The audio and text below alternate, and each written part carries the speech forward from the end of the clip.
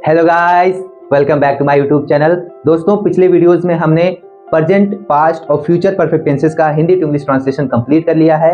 आज के इस वीडियो से हम शुरू करने जा रहे हैं प्रेजेंट परफेक्ट कंटीन्यूअस टेंस का हिंदी टू इंग्लिश ट्रांसलेशन। तो बने रहिएगा इस वीडियो के एकदम लास्ट तक। और अगर आपने अभी तक पिछले वीडियोस को नहीं देखा है तो अभी जाकर देख लीजिए, इसकी पूरी प्लेलिस्ट आपको हमारे चैनल पर मिल जाएगी। तो चलिए बिना समय गंवाए शुरू करते हैं आज का video. Present perfect continuous tense. Present perfect continuous tense की पहचान कैसे करते हैं? जब हिंदी वाक्य के अंत में हमको क्या मिले? रहा है, रही हैं, रहे हैं, रहा है, रही है, रहे हैं, आए और साथ में क्या दिया हो? समय भी दिया हो, तो हम समझ लेंगे कि हमारा टेंस कौन सा है? प्रेजेंट परफेक्ट कंटीन्यूअस टेंस है। ठीक है, इसकी दो हेल्पिंग वर्ब होती हैं। कौन कौन सी? हैज बीन और हैव बीन। हैज बीन किसके साथ लगता है? ही, शी, इट और सिंगुलर नाउन के साथ क्या लगेगा? Has been. और आई, वी, यू, दे के साथ क्या लगेगा? हैव बीन का प्रयोग करेंगे। ठीक है, ये हो गया हमारी हेल्पिंग वर्ब। अब एक बात नोट करने की बात है, क्योंकि इसमें समय भी दिया रहेगा, यानी जो काम हो रहा है, जो लगातार चल रहा है, उस काम का शुरू होने का समय भी दिया रहेगा। तो वो समय अगर निश्चित समय होगा तो उसके लिए हम किसका यूज करेंगे?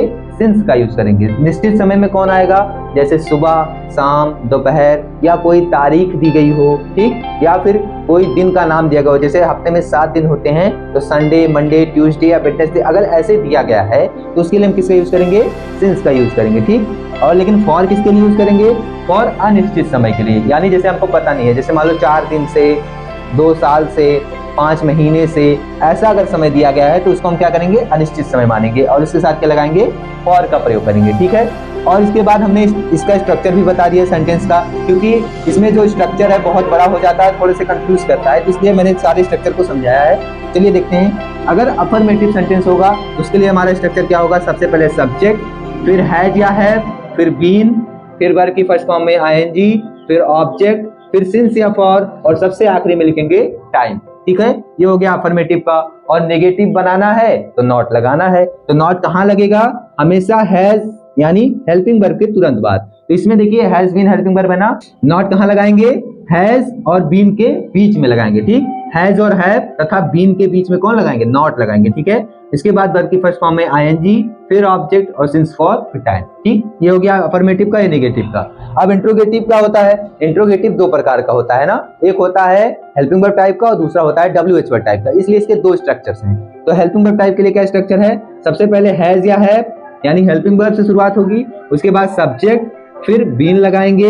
हैज या हैव किसके अनुसार लगेगा? सब्जेक्ट के अनुसार। ठीक है, तो सबसे पहले सब्जेक्ट देखेंगे, सब्जेक्ट कौन है? अगर सिंगुलर होगा तो हैज, प्लूरल होगा तो हैव लगाएंगे। ओके, फिर सब्जेक्ट, फिर बीन, फिर वर्ब की फर्स्ट फॉर्म में आईएनजी, फिर ऑब्जेक्ट, फिर सिंस या फॉर, और उसके बाद टाइम, फिर क्वेश्चन मार्क। यहाँ पर हमारा हो गया हेल्पिंग वर्ब टाइप का। अब डब्ल्यूएच वर्ड टाइप में क्या होगा?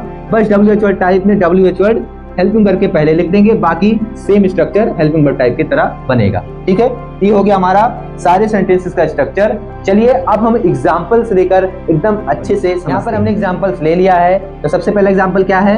वह सुबह से सो रही है। अगर हमें किसी भी टेंस का, किसी भी सेंटेंस का ट्रांसलेशन करना होता है तो सबसे पहले हम क्या करते हैं? उसके सेंटेंस को पहचानते हैं। सेंटेंस पहचानने के लिए इसमें क्या देखेंगे? क्या इसके आखिरी में क्वेश्चन मार्क आया है? नहीं आया है, यानी ये इंट्रोगेटिव नहीं है। क्या इसमें नहीं आया हुआ है? नहीं आया हुआ, यानी ये निगेटिव भी नहीं है। तो जब नेगेटिव नहीं है, इंट्रोगेटिव नहीं है, तो बचा कौन? अफर्मेटिव, यानी सेंटेंस अफर्मेटिव हो गया। दूसरा काम टेंस पहचानते हैं। वाक्य के अंत में क्या मिला? रही है। रही है किस टेंस की पहचान है? कॉन्टिन्यूअस की ना। अभी कौन सा कॉन्टिन्यूअस है? सिर्फ कॉन्टिन्यूअस है कि परफेक्ट कॉन्टिन्यूअस है? इसलिए और हम थोड़ा सा अंदर में देखें तो हमको कौन मिला? हमको सुबह से यानी समय भी मिला। ठीक है, यानी रहा, रही, रहे भी मिला और प्लस समय भी मिल गया। तो हमने समझ लिया कि हमारा टेंस कौन सा है? Present perfect continuous tense. तो सेंटेंस क्लियर, टेंस क्लियर। अब हम क्या ढूंढेंगे? सब्जेक्ट, वर्ब और ऑब्जेक्ट। कौन सुबह से सो रहा है? वह। क्या हो गया? सब्जेक्ट। वह क्या कर रही है? सो रही है, हो गया हमारा वर्ब। ठीक है, और ये टाइम दिया गया, ऑब्जेक्ट इसमें नहीं है। तो सबसे पहले किसको लिखेंगे अफर्मेटिव सेंटेंस में? सब्जेक्ट। तो सब्जेक्ट कौन है? वह रही है यानी लड़की है, तो क्या हो जाएगा? सी। तो सी, और सी के साथ क्या लगाएंगे? हैज की हैव, सी के साथ लगेगा हैज। तो सी हैज बीन।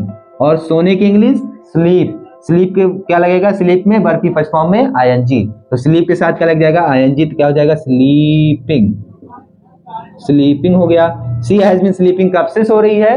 सुबह से सो रही है, तो सुबह क्या कैसा समय है, निश्चित समय है ना, तो सिंस सुबह से निश्चित समय तो क्या लगेगा, सुबह कौन सा समय है, निश्चित समय है, इसलिए इसके साथ क्या लगेगा, सिंस।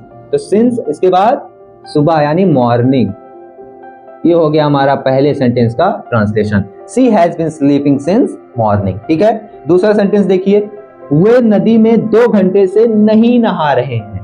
तो यहाँ पर भी देखिए समय दिख गया और वाक्य के अंत में रहा रही रहे दिख गया। ठीक, तो हमने समझ लिया कि हमारा टेंस कौन सा है, प्रेजेंट परफेक्ट कॉन्टिन्यूअस टेंस है। और सेंटेंस में नहीं आया हुआ था तो हमने समझ लिया कि हमारा सेंटेंस कैसा है, नेगेटिव सेंटेंस है। तो सेंटेंस क्लियर, टेंस क्लियर। अब सब्जेक्ट वर्ब और ऑब्जेक्ट ढूंढते हैं। सब्जेक्ट कौन है, कौन नहा रहे थे, वे यानी सब्जेक्ट, वे क्या कर रहे थे, नहा रहे थे, ये हो गया हमारा वर्ब। कहाँ नहा रहे थे, नदी में, ये हो गया हमारा ऑब्जेक्ट। कब से नहा रहे थे, 2 घंटे से हमारा समय दिया गया है। ठीक, तो सबसे पहले क्या लिखेंगे, सब्जेक्ट। सब्जेक्ट कौन है, वे यानी दे, तो वे किस लिए क्या लगेगा, दे। और इसके बाद दे के साथ हैज की है, दे प्लूरल है तो दे के साथ क्या लगेगा, हैव, तो दे हैव। अब इसके बाद बीन नहीं लगाएंगे क्योंकि इसमें नहीं आया हुआ है, तो हम क्या लगाएंगे, नॉट लगाएंगे। नॉट कहाँ लगता है, हैव और बीन के बीच में, तो पहले लगाएंगे नॉट फिर लगाएंगे बीन, तो दे हैव नॉट बीन। इसके बाद क्या लिखेंगे, क्या कर रहे थे, नहा रहे थे, नहाने की इंग्लिश बाथ, और बाथ में क्या लगाएंगे, ing, क्या हो जाएगा, बाथिंग। तो ये हो गया हमारा they have not been bathing.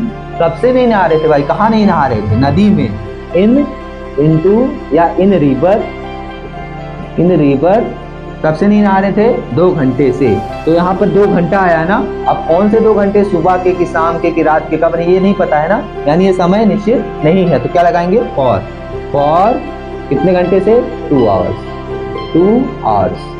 ये हो गया फुल स्टॉप। ये हो गया हमारा दूसरा सेंटेंस। तीसरा एग्जांपल हमने लिया है, तुम 2 दिन से यहाँ क्या कर रहे हो, क्वेश्चन मार्क। जैसे ही हमने सेंटेंस के लास्ट में क्वेश्चन मार्क देखा, हमने समझ लिया कि हमारा सेंटेंस कैसा है, इंट्रोगेटिव सेंटेंस है। ठीक है, अब इंट्रोगेटिव सेंटेंस 2 प्रकार का होता है, helping verb type, WH word type. इसकी पहचान कैसे करेंगे, इसकी पहचान करने के लिए हम वाक्य की शुरुआत में देखेंगे, क्या वाक्य की शुरुआत में क्या आ रहा है, नहीं आ रहा है, यानी ये हेल्पिंग वर्ब टाइप नहीं है। कौन सा टाइप है ये WH वर्ड टाइप है। और कौन सा WH वर्ड आया है, क्या आया है। ठीक है, तो क्या की इंग्लिश क्या होती है, व्हाट, यानी interrogative sentence WH word type. ठीक, सेंटेंस क्लियर। टेंस बताओ, वाक्य के अंत में रहा रही रहे दिख गया और साथ में समय भी दिख गया, तो हमने समझ लिया कि टेंस कौन सा है, प्रेजेंट परफेक्ट कॉन्टिन्यूअस टेंस। ठीक, टेंस क्लियर, सेंटेंस क्लियर। लेकिन ये कैसा है, इंट्रोगेटिव सेंटेंस है और WH वर्ड टाइप है, तो सबसे पहले किसको लिखेंगे, WH वर्ड। क्या की इंग्लिश क्या होगी, व्हाट। इसके बाद लगेगा हेल्पिंग वर्ब। हेल्पिंग वर्ब किसके अनुसार लगता है, सब्जेक्ट के अनुसार। सब्जेक्ट कौन है, तुम यानी यू के साथ हैज की हैव, क्या लगेगा, हैव, व्हाट, हैव, और इसके बाद सब्जेक्ट। ठीक है, बीन नहीं लिखेंगे, पहले सब्जेक्ट फिर बीन लिखेंगे। ठीक है, स्ट्रक्चर आप लोगों ने नोट किया होगा ना, नोट देकर या नहीं किया होगा तो वीडियो पीछे करके नोट कर लीजिए। और देखिए क्या हो जाएगा, व्हाट हैव यू, इसके बाद लगेगा बीन, और करने की इंग्लिश डू में क्या लगेगा, ing, क्या हो जाएगा, doing. What have you been doing, कहाँ, यहाँ की इंग्लिश हियर, क्या हो जाएगा, here. What have you been doing here, कब से, 2 दिन से। अब 2 दिन पता नहीं कौन से दिन के, अक्टूबर के 2 दिन कि नवंबर के 2 दिन, पता नहीं है ना, यानी ये अनिश्चित समय है, तो अनिश्चित के लिए क्या लगेगा, फॉर, तो फॉर 2 days, क्वेश्चन मार्क। ये हो गया हमारा इंट्रोगेटिव सेंटेंस का भी हिंदी टू इंग्लिश ट्रांसलेशन। तो आज की वीडियो में इतना ही। आज हमने पढ़ा प्रेजेंट परफेक्ट कॉन्टिन्यूअस टेंस का हिंदी टू इंग्लिश ट्रांसलेशन। आशा करता हूँ आपको ये वीडियो अच्छा लगा होगा। अगर आपको वीडियो अच्छा लगा हो तो लाइक जरूर कीजिएगा, और हाँ, अभी आपकी स्क्रीन पर एक एक्सरसाइज आ रही होगी, इसको प्रैक्टिस जरूर कर लीजिएगा। मिलते हैं अगली वीडियो में पास्ट परफेक्ट कॉन्टिन्यूअस टेंस के साथ। तब तक के लिए आप लोग सीखते रहिए और टेंसेस की प्रैक्टिस करते रहिए, because practice makes man perfect. तो मिलते हैं जल्द ही अगले वीडियो में, तब तक के लिए धन्यवाद।